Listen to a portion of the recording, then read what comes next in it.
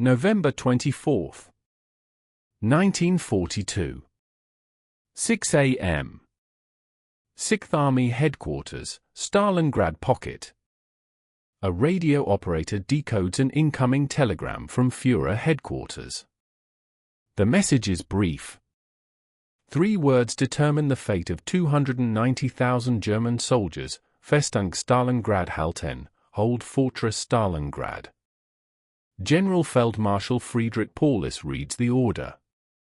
2 days earlier, Soviet armies completed an encirclement movement trapping his entire army 40 kilometers behind enemy lines. Paulus requested permission to break out immediately while escape routes remain open. Hitler's response: stand and fight. No withdrawal. The army will be supplied by air. Relief forces will break through within weeks. Paulus issues orders to prepare defensive positions. The breakout window closes within 72 hours. The pocket is sealed completely. Within 10 weeks, 150,000 German soldiers are dead. Within 11 weeks, the remaining 91,000 survivors surrender, the largest German capitulation in history to that point. This telegram dooms Germany's 6th Army. The order represents one of Hitler's most catastrophic command decisions of World War II. Military logic dictates immediate breakout before Soviet forces consolidate the encirclement. 6th Army possesses sufficient combat power to break through Soviet lines on November 22 to 23 if ordered to move immediately. Hitler's refusal transforms a tactical crisis into strategic catastrophe. The army that conquered France drove to the gates of Moscow and advanced 1,500 kilometers across Russia is destroyed completely at Stalingrad. Germany loses an entire field army that cannot be replaced. The Eastern Front balance shifts decisively toward the Soviet Union. This is the story of how one telegram from Hitler condemned 290,000 men to death or captivity. Summer 1942.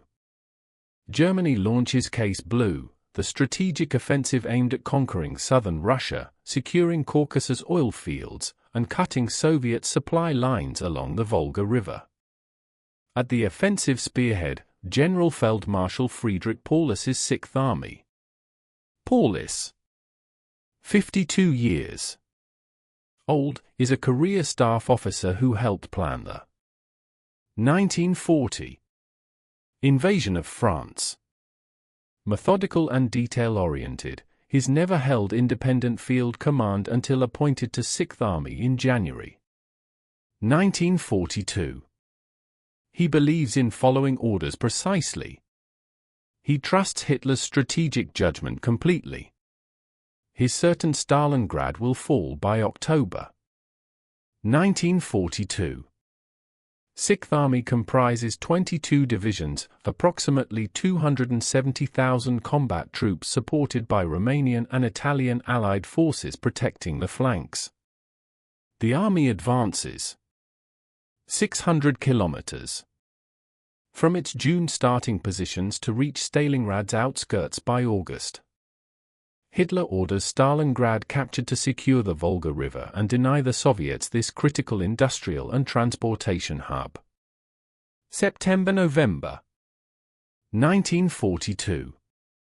6th Army fights brutal urban combat for Stalingrad. The battle degenerates into house-to-house, room-to-room fighting through rubble. German advances are measured in city blocks. Casualties mount steadily. By mid-November, 6th Army controls approximately 90% of Stalingrad, with Soviet forces clinging to narrow strips along the Volga's western bank. Paulus believes final victory requires perhaps 2 more weeks of fighting. But the operational situation surrounding Stalingrad is deteriorating rapidly. Sixth Army's flanks are protected by Romanian Third Army to the northwest and Romanian Fourth Army to the south, Allied forces equipped with obsolete weapons and inadequate anti-tank capabilities. German intelligence identifies Soviet troop concentrations opposite these Romanian positions, but assesses them as defensive. The intelligence is catastrophically wrong. Soviet Marshal Georgy Zhukov is planning Operation Uranus, a massive double envelopment designed to encircle Sixth Army completely by striking through the weak Romanian flanks. But what the Germans don't know yet makes this disaster even worse. Soviet forces have assembled 1 million soldiers, 13,500 artillery pieces, 900 tanks, and 1,100 aircraft specifically for Operation Uranus. The operation will employ 6 Soviet armies attacking simultaneously from 2 directions. Southwestern Front and Stalingrad Front will strike the Romanian positions, bypass German strongpoints, and link up 100 kilometers west of Stalingrad, trapping Sixth Army completely. German intelligence fails to detect the operation's scale. Wehrmacht commanders focus on the Stalingrad battle itself rather than the vulnerable flanks. The operational blindness is comprehensive. When Soviet reconnaissance units probe Romanian positions on November 18 to 19, German commanders interpret the activity as limited attacks rather than preparation for strategic offensive. November 19, 1942. 7:30 a.m. Operation Uranus begins. Soviet artillery fires 3,500 guns simultaneously along a 250-kilometer front. The barrage pulverizes Romanian positions. At 8:50 a.m., Soviet tank armies attack. Romanian Third Army disintegrates within hours. German reserves rush to contain the breakthrough, but are too few and too late. On November 20, the southern pincer launches. Romanian Fourth Army collapses similarly.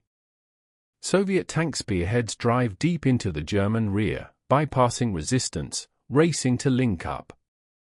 Paulus receives reports of Soviet breakthroughs, but initially believes his army can contain them. By November 21, the situation is clearly catastrophic.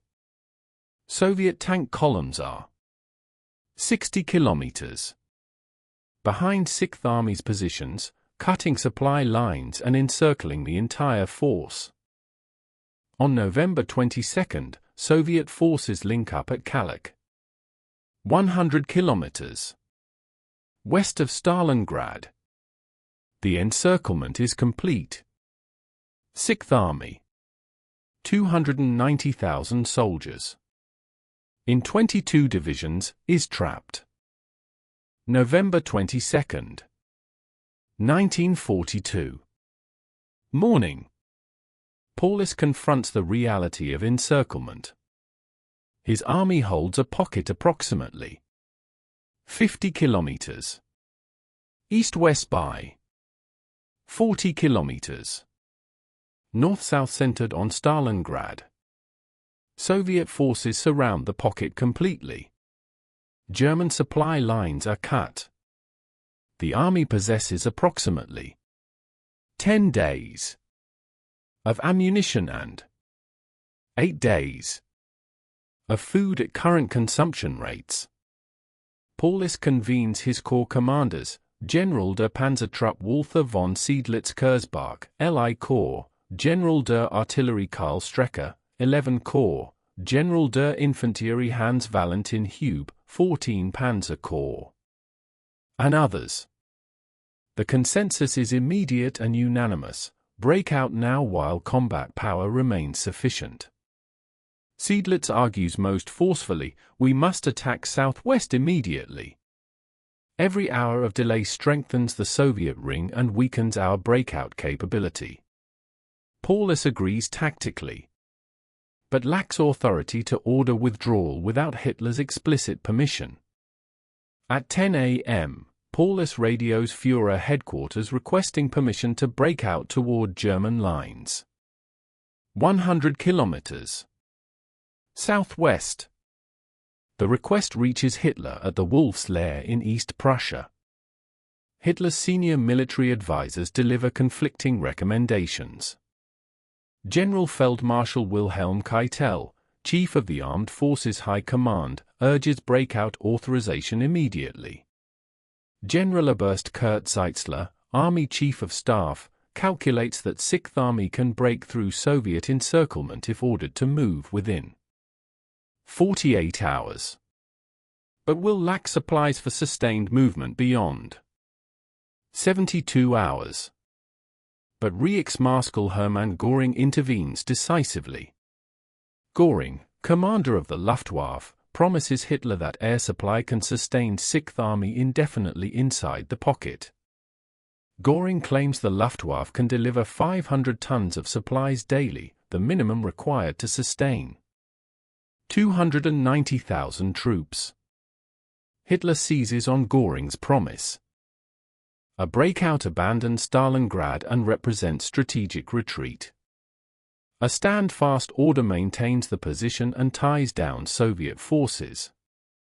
Hitler decides 6th Army will hold Stalingrad as a fortress, supplied by air, until relief forces break through. At this exact moment, 2,000 kilometers away in Berlin, Luftwaffe logistics officers calculate actual air supply capability. The numbers are catastrophic. Sustaining 290,000 soldiers. Requires 500 to 700 tons of supplies daily, ammunition, fuel, food, medical supplies, winter clothing. The Luftwaffe possesses approximately 500 Ju-52 transport aircraft theoretically available for the Stalingrad airlift. Each Ju-52 carries 2.5 tons. Even if every aircraft flies one sortie daily with perfect serviceability, which is operationally impossible, the Luftwaffe can deliver 1,250 tons daily maximum. But combat losses, weather, mechanical failures, and Soviet air interdiction will reduce actual delivery to perhaps 100 to 150 tons daily. The logistics officers report these calculations to Luftwaffe command. The reports never reach Hitler. Göring has promised 500 tons. He cannot admit the promise is impossible. The lie doomed 6th Army. November 24, 1942. Hitler's order arrives at 6th Army headquarters. The exact wording, 6th Army will defend positions in Fortress Stalingrad to the last man and last round. Air supply will sustain the army until relief arrives. General Feldmarschall Paulus is personally responsible for executing this order without deviation. Paulus reads the telegram and makes the fatal decision: he will obey. His personality, obedient, methodical, trusting of higher authority, determines the outcome. Seydlitz confronts Paulus directly, arguing for immediate breakout regardless of orders. Paulus refuses: we cannot disobey the Führer. The order is explicit. We will hold. At 2 p.m. November 24, Paulus issues orders to his corps commanders: prepare defensive positions for long-term defense, conserve ammunition and fuel, await air supply. The breakout window closes permanently. Soviet forces spend November 24 to 26 consolidating the encirclement, bringing up additional infantry divisions, artillery, and anti-tank guns. By November 27, the pocket is sealed with multiple Soviet defensive lines. Breakout is now operationally impossible. What happens in the next 10 weeks will be studied in military academies for 80 years. The Stalingrad airlift begins November 25. The first day, 30 Ju-52s reach Potomnik airfield inside the pocket, delivering 75 tons, 15% of minimum requirements. Soviet fighters and anti-aircraft guns engage the transports. 6 aircraft are shot down. The weather deteriorates. Blizzards close the airfields for days at a time. When flights do occur, Soviet artillery fires on landing zones. Pilots must approach through anti-aircraft fire, land on cratered runways, unload under shellfire, and take off through fighter attacks. Losses mount steadily. By December 10, the airlift delivers an average of 90 tons daily, less than 20% of minimum requirements. German soldiers' rations drop to 300 calories per day. Horses are slaughtered for food. Ammunition is rationed. Medical supplies run out. Wounded soldiers die from infections that proper supplies would prevent easily. December 1942. Field Marshal Erich von Manstein launches Operation Winter Storm, the relief offensive intended to break through to 6th Army and establish a supply corridor. Manstein assembles LVI Panzer Corps with approximately 230 tanks and 30,000 troops. The relief force attacks December 12, advancing northeast toward the pocket. By December 19, Manstein's spearhead reaches to within 48 kilometers of 6th Army's perimeter. Manstein orders Paulus to break out simultaneously, attacking southwest to link up with the relief force. The combined operation could succeed. But Hitler's November 24 order remains in effect, no withdrawal from Stalingrad. Paulus requests clarification. Hitler responds, 6th Army will hold its current positions. The relief force will fight through to the pocket. Paulus obeys. He does not order breakout. Seydlitz, in desperation, orders his corps to begin withdrawal without authorization. Paulus countermands Seydlitz's order and relieves him of command responsibilities. The opportunity passes. On December 23, Soviet forces counterattack Manstein's relief force, driving it back. By December 28, the relief attempt collapses. The distance between Manstein's forces and 6th Army increases to 100 kilometers. No further relief is possible. And then the situation goes from bad to catastrophic. Temperatures drop to -30 Celsius. German soldiers lack winter clothing. Frostbite cases exceed combat casualties. Soldiers burn furniture, books, and wooden ammunition crates for warmth. The pocket's perimeter begins shrinking under Soviet pressure. On January 8, 1943, Soviet command offers surrender terms, honorable capitulation, medical treatment for wounded, repatriation after the war. Paulus forwards the offer to Hitler. Hitler's response arrives January 9, surrender is forbidden. 6th Army will fight to the last man. Every day of continued resistance ties down Soviet forces and serves the German cause. There will be no capitulation. Paulus distributes Hitler's order to his troops. The army fights on. 3 factors now converge to seal Germany's fate. 6th Army is consuming itself from within through starvation and cold. Soviet forces are tightening the noose with overwhelming numerical and material superiority. And Hitler refuses to authorize either surrender or breakout, condemning the army to complete destruction. By mid-January, 6th Army rations drop to 100 calories per day. Soldiers die from starvation even without enemy action. The pocket splits into 2 smaller pockets as Soviet attacks penetrate the perimeter. Potomnik Airfield, the main supply landing zone, falls to Soviet forces January 16. The remaining airfield, Gumrak, is within Soviet artillery range. Air supply becomes nearly impossible. On January 22, the final supply flights land. After that date, no supplies reach 6th Army.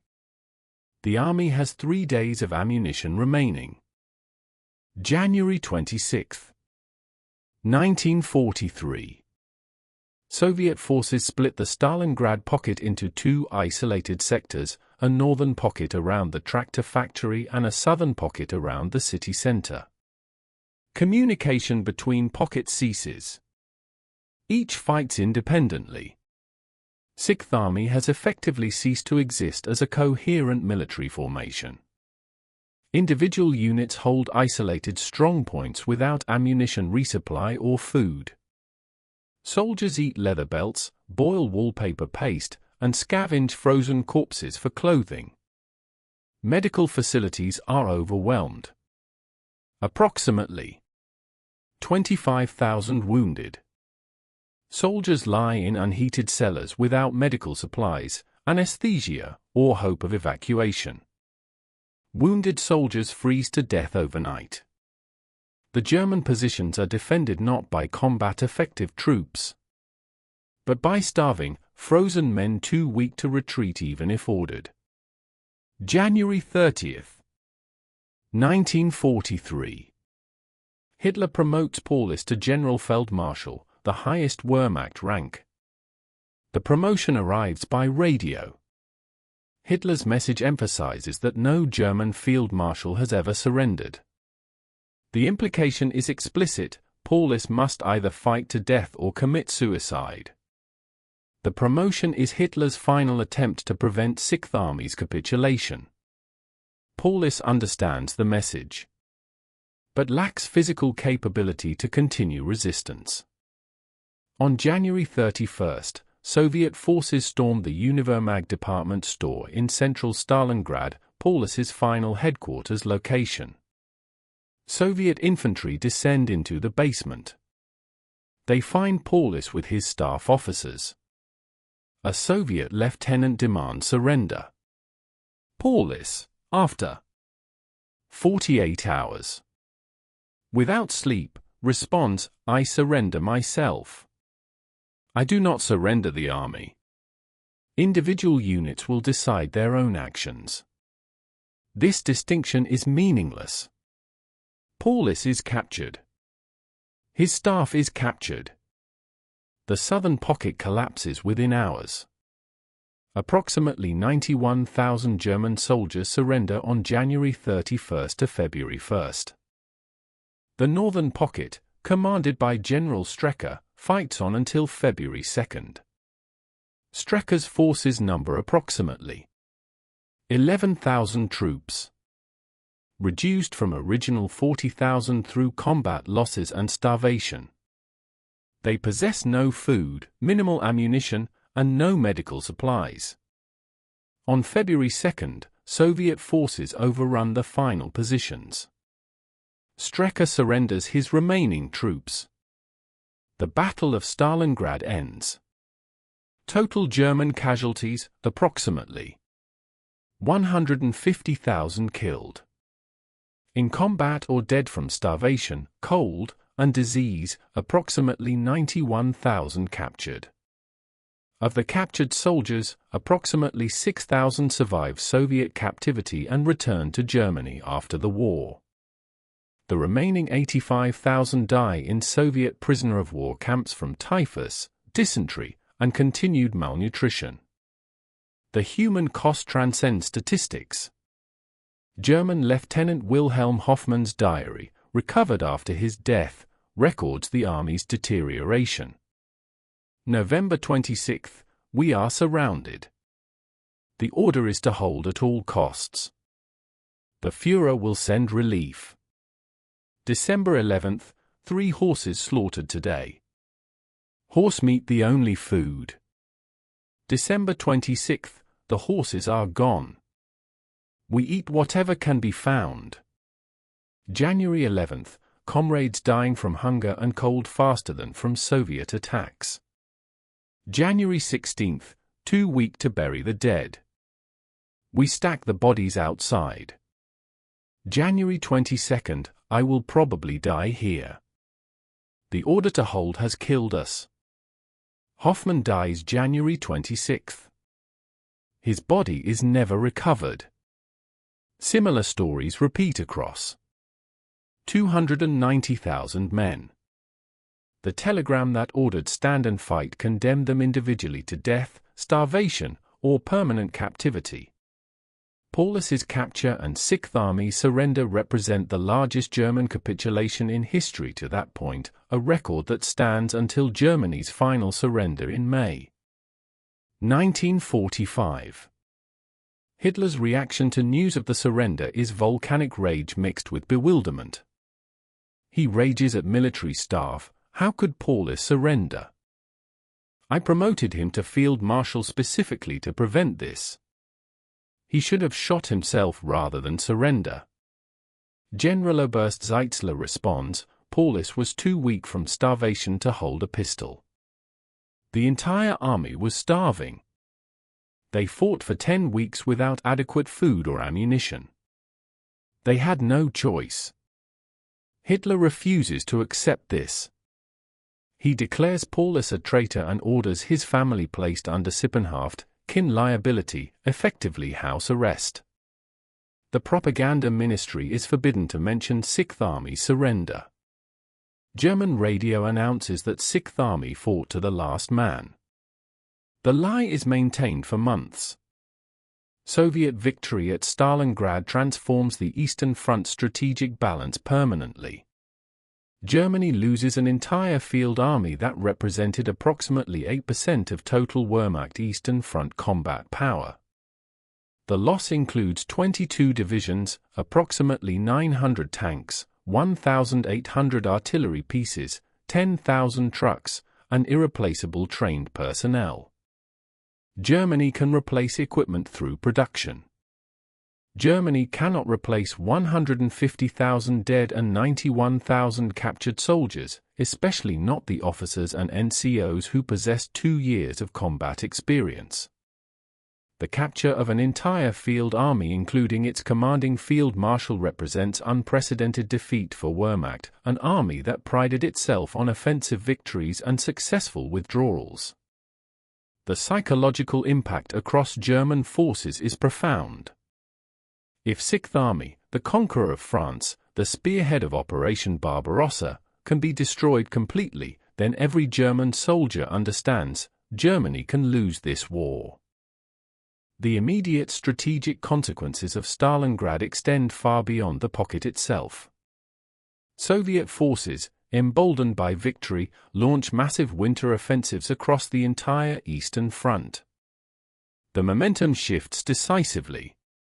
German forces that advanced 1,500 kilometers east between June 1941 and November 1942 now retreat westward, abandoning territory, equipment, and fortified positions. By March 1943, Soviet armies recapture all territory gained during Case Blue Summer Offensive. The front line stabilizes approximately where it stood in May 1942.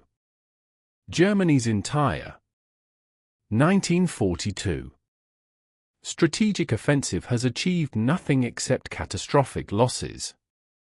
Sixth Army's destruction creates a gap in German defenses that requires redeployment of reserves from other sectors.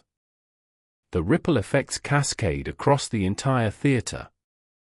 The broader strategic impact connects directly to Germany's ultimate defeat. Before Stalingrad, Germany maintained offensive initiative on the Eastern Front despite setbacks.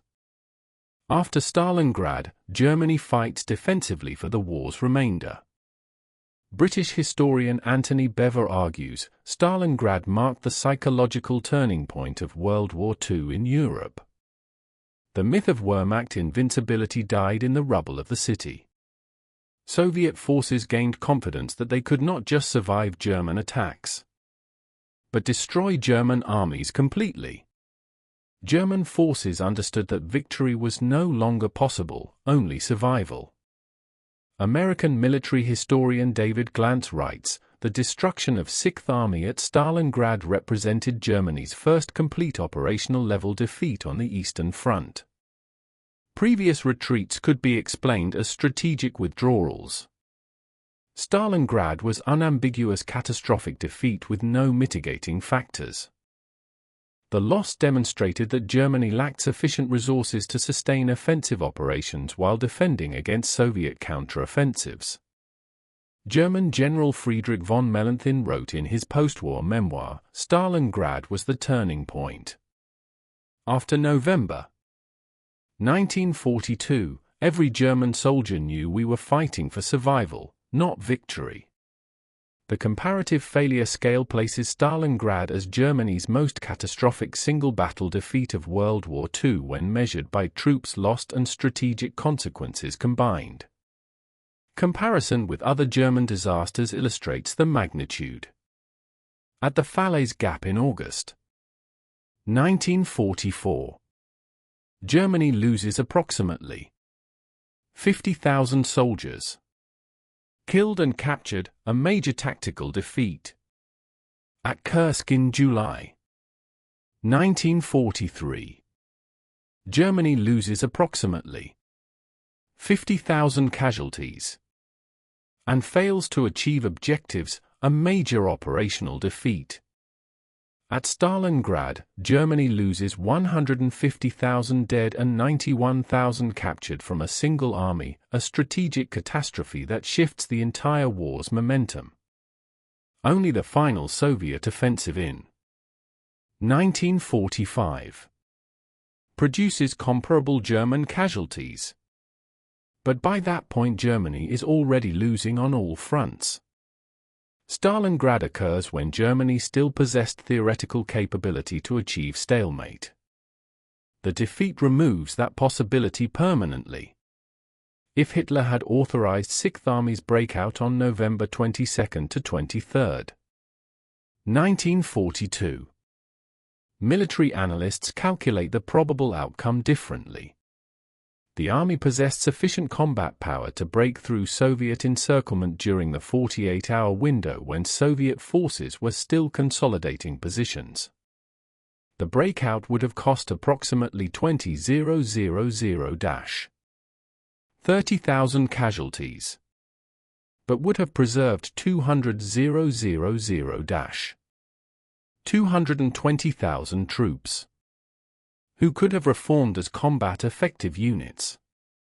This represents approximately 170,000 soldiers saved compared to the historical outcome. Germany still loses Stalingrad and the strategic initiative, but preserves military forces capable of defensive operations. The counterfactual: had breakout occurred, Germany might have stabilized the Eastern Front 200-300 kilometers west of Stalingrad and delayed Soviet advance by the 3rd of June months. But in reality, Hitler's stand-fast order transformed tactical defeat into strategic catastrophe by destroying the entire army rather than accepting partial losses. The lessons learned from Stalingrad influence military doctrine for 80 years. At the U.S. Army Command and General Staff College, Stalingrad is taught as the definitive case study in the dangers of rigid command philosophy that forbids tactical flexibility. NATO operational doctrine explicitly emphasizes that subordinate commanders must possess authority to conduct withdrawals when encirclement threatens, specifically to avoid Stalingrad-type catastrophes. At Germany's Bundeswehr-Führungsakademie, Stalingrad is analyzed as an example of how loyalty to authority becomes destructive when authority makes operationally unsound decisions. The core lesson: strategic objectives cannot override operational reality. An army that stands fast and dies serves no strategic purpose. An army that withdraws, preserves combat power, and fights again serves continued strategic resistance. Hitler's telegram ordering stand and fight achieved the opposite of its intended purpose. It accelerated German defeat by destroying irreplaceable military forces in a battle that was already lost. Remember November 24, 1942. 6 a.m., when the radio operator at 6th Army headquarters decoded Hitler's telegram ordering Festung Stalingrad halten, hold Fortress Stalingrad. Remember General Feldmarschall Friedrich Paulus reading the order and making the fatal decision to obey despite unanimous advice from his subordinate commanders to break out immediately. Remember that 3 words, stand and fight, condemned 290,000 German soldiers to death, starvation, or permanent captivity. The telegram was not a tactical order, it was a death sentence. Paulus's obedience was not loyalty, it was command failure. The outcome was not inevitable defeat, it was preventable catastrophe transformed into total disaster through rigid adherence to orders that contradicted operational reality. This is the Stalingrad story, one telegram from Hitler, one decision by Paulus to obey. And the destruction of Germany's largest field army in the war's most studied catastrophic defeat. The statistics quantify one of history's most complete military disasters. Starting strength, 290,000 German soldiers in 22 divisions. Final outcome, approximately 150,000 dead from combat, starvation, cold, and disease during the battle. Approximately 91,000 captured at surrender, approximately 85,000 of the captured dying in Soviet captivity. Survival rate, approximately 6,000 survivors returned to Germany, 2% of the original force. Equipment losses, 900 tanks, 1,800 artillery pieces, 10,000 trucks, complete 6th Army supply inventory. Strategic impact, loss of offensive capability on Eastern Front, shift of initiative permanently to Soviet Union, psychological turning point demonstrating Germany could be defeated completely. British historian John Keegan writes, Stalingrad stands with Waterloo and Gettysburg as one of history's decisive battles, defeats that determined not just battles, but entire wars. Soviet Marshal Vasily Chuikov, defender of Stalingrad, later stated, the elimination of 6th Army demonstrated that the Wehrmacht was not invincible. After Stalingrad, Soviet soldiers believed victory was certain. German General Hans Dor wrote, for Germany, Stalingrad was the turning point of the war.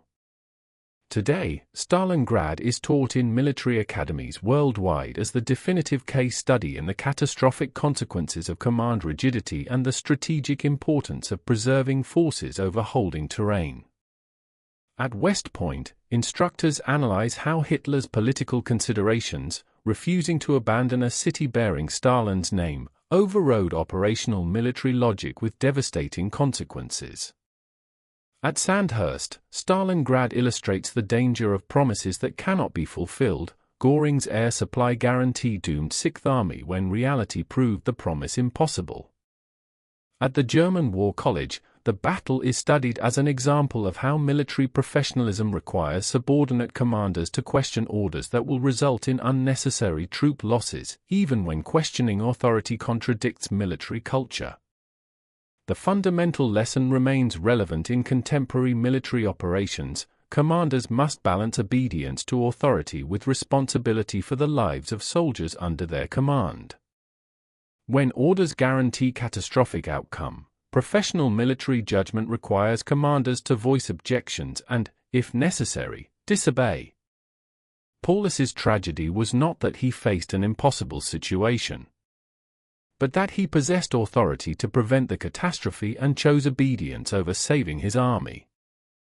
The telegram that trapped 300,000 German soldiers at Stalingrad demonstrates that in war, loyalty without judgment becomes complicity in unnecessary death.